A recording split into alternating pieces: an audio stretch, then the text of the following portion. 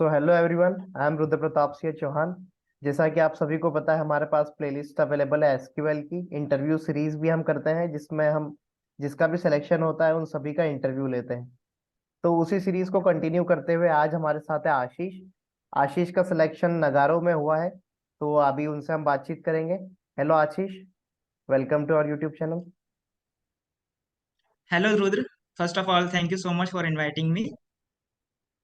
Okay Ashish, मैं पूछना चाहता हूँ, सबसे पहले नगारों में सिलेक्शन हुआ तो ये कंपनी के बारे में थोड़ा बताइए आप। बेसिकली नागारो सॉफ्टवेयर एक engineering digital engineering service company है और ये लिस्टेड कंपनी है। और अगर हम बात करें तो it is a MNC company. So it has many branches globally also. तो अगर हम बात करें जैसे north America and south America and Europe में भी इनकी मतलब काफी ब्रांचेस है। हम्म। और अभी कंपनी इंडिया में भी मतलब काफी ग्रो कर रही है। तो अगर इंडिया के ब्रांचेस की बात करें तो लाइक कोलकाता में भी इनकी लोकेशन है, और दिल्ली, गुरुग्राम एंड पुणे, हैदराबाद, बैंगलोर, नोएडा, इंदौर मतलब, और अभी और काफी ग्रो कर रही है। अभी और ओपन ब्रांचेस मतलब और भी इनके ब्रांचेस ओपन हो रही है। तो अच्छा हम ऐसा अच्छा। कह सकते हैं कि अभी अच्छा ग्रो कर रही है। अच्छा और इनका जो हेडक्वार्टर है वो जर्मनी में है, म्यूनिक में। अच्छा। Okay okay. तो इसमें अप्लाई करने के लिए प्रोसीजर क्या रहती है? आपने किस तरह से अप्लाई किया था इसमें? अगर मैं मेरी बात करूँ तो मेरा ऑन कैंपस सिलेक्शन हुआ था। अच्छा। मतलब कॉलेज में कंपनी आई थी मेरे टाइम। और अगर अप्लाई करना रहा तो जैसे मतलब लिंक्डइन के थ्रू भी अप्लाई किया जा सकता है। और इनकी जो ऑफिशियल साइट्स है कंपनी की, वहाँ पे करियर सेक्शन में जाके वहां से भी मतलब अप्लाई किया जा सकता है। और इनका कोई रेफरेंस सिस्टम भी होता है, तो वैसा भी अप्लाई किया जा सकता है। अच्छा। लेकिन मेरा जो हुआ था वो ऑन कैंपस हुआ था, हाँ।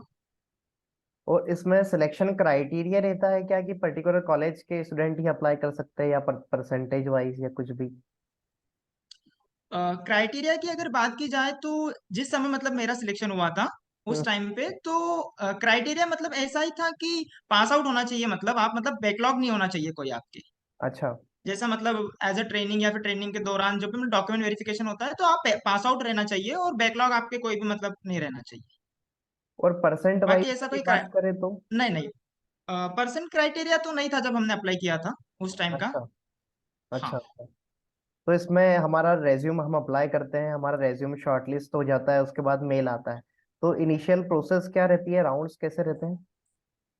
अगर मैं राउंड्स की बात करूं तो जैसे अप्लाई करने के बाद मतलब आपके इसमें 4 राउंड होते हैं बेसिकली। अच्छा। फर्स्ट राउंड आपका एप्टीट्यूड राउंड होता है। हम्म। और एप्टीट्यूड राउंड जो हमारा हुआ था वो 1 आवर का था।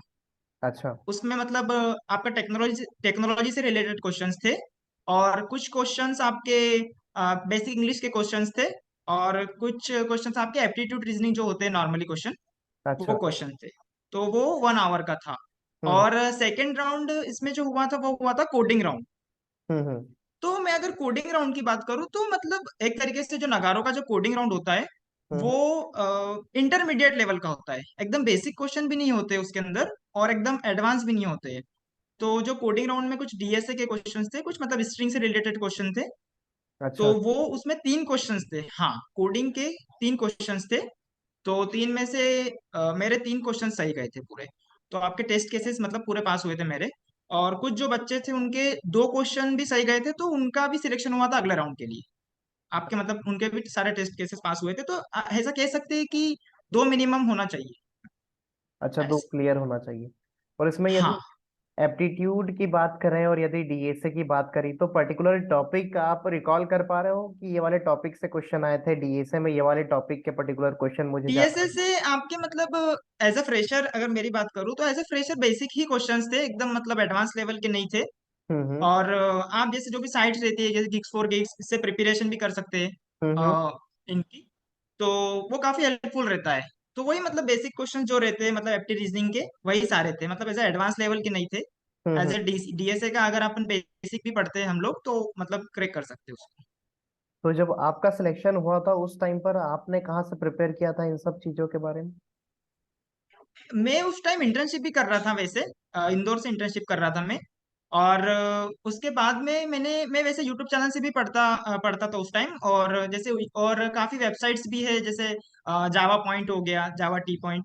और ट्यूटोरियल पॉइंट्स हो गया, और W3 स्कूल हो गया। हम्म। और यूट्यूब चैनल में बात करें तो जैसे दुर्गा सॉफ्ट हो गया, हम्म। और Telusko, learn code with Durgesh, हम्म। सिलेनियम एक्सप्रेस, और जावा टेकी, और कोड विद थेरी। तो मतलब मैं इसे यूट्यूब से भी पढ़ता था, और मेरा मतलब इंटर्नशिप भी चल रहा था, और मैं फिर ये थ्योरी के लिए जो वेबसाइट्स होती है उनसे भी पढ़ा करता था उस टाइम। अच्छा अच्छा। तो इसमें फ्रेशर जैसे आपका वीडियो देख रहे होंगे तो उनके लिए कोई टिप देना चाहते हैं आप? फ्रेशर के लिए मैं यही टिप देना चाहता हूँ कि मतलब जैसे क्या होता है कि एज ए फ्रेशर हम लोग जैसे मैं सबसे पहले बताना चाहता हूँ, जो रिज्यूम होता है, अच्छा। रिज्यूम में कभी भी अननेसेसरी चीजें नहीं ऐड करनी चाहिए। क्योंकि क्या होता है, जैसे एज ए फ्रेशर हमारी थिंकिंग ये रहती है कि यार अगर रिज्यूम में हम अच्छी चीजें ऐड कर ले, या फिर मान के चलो जैसे मैं जावा स्ट्रीम से हूँ। अब हम्म। मैं मुझे मतलब जिस टाइम इंटरव्यू हुआ था एज अ फ्रेशर, मुझे कोर जावा का नॉलेज था।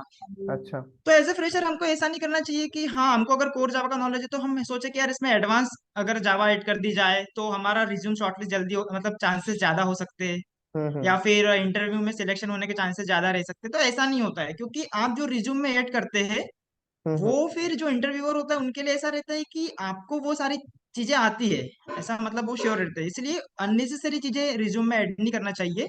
और दूसरा मैं एक चीज ये ऐड करना चाहूंगा फ्रेशर के लिए, एज अ मतलब जो मेरे अकॉर्डिंग मैं मानता हूँ कि एटलीस्ट अगर आप कोई भी इंटरव्यू देते हैं तो you should have a project. अच्छा आपके पास प्रोजेक्ट होना चाहिए, और वो प्रोजेक्ट मतलब आप एक्सप्लेन कर सके, अच्छा। अच्छा। मतलब आपका खुद का बना हुआ होना चाहिए कुल मिला के। हम्म। और तो वो उसका अच्छा इम्पेक्ट पड़ता है, क्योंकि उससे रहता भी है कि आपने आपको नॉलेज है, मतलब आपने जो बेसिक कंसेप्ट सीखे हुए हैं उसका आप यूज कर पा रहे हो जैसा भी। तो project at least you should have one project. And third one is, मेरे हिसाब से जैसे मैं मानता हूँ कि जो इंट्रोडक्शन होता है, हम्म। इंटरव्यू में आप जाते हो तो जो इंट्रोडक्शन होता है वो बोलते हैं ना, जैसे first impression is last impression. वैसा करेक्ट। मतलब आपका इंट्रो गुड होना चाहिए। इंट्रोडक्शन आपका अच्छा रहा तो फिर आपके चांसेस ऐसा बोल सकते हैं कि मतलब इंटरव्यू के लिए भी ठीक रहता है कि हाँ यार मतलब है बच्चा, मतलब बोल सकते हैं। हाँ करेक्ट तो करेक्ट। ये सारी चीजें रहना चाहिए, और इंग्लिश की अच्छी क्लियर होना चाहिए। इंग्लिश आपका मतलब बेसिक कंसेप्ट क्लियर होना चाहिए। हम्म। ये सारी टिप्स है। और एक लास्ट वन इज लाइक जो बेसिक कंसेप्ट होते हैं आपके, आप कोई भी टेक्नोलॉजी से लर्निंग कर रहे हो, लाइक जावा हो, पाइथन हो, ये मैटर नहीं करता है। लेकिन आपका जो बेसिक स्ट्रांग होना चाहिए किसी भी टेक्नोलॉजी से रिलेटेड, तो आप एडवांस में जो सीख करते हो तो लर्न इजीली कर सकते हो। तो बेसिक कंसेप्ट क्लियर होना चाहिए। तो यही सारे टिप्स मतलब मैं अपने तरफ से अपने अकॉर्डिंग जो सोचता हूँ। अच्छा। Okay Ashish, thank you for your tips. I hope ये सभी फ्रेशर्स को काम आएंगे और वो अप्लाई करेंगे उन्हें। तो मैं अब ये इंटरव्यू क्लोज करता हूँ। Thank you for your time. Thank you. Thank you, bye.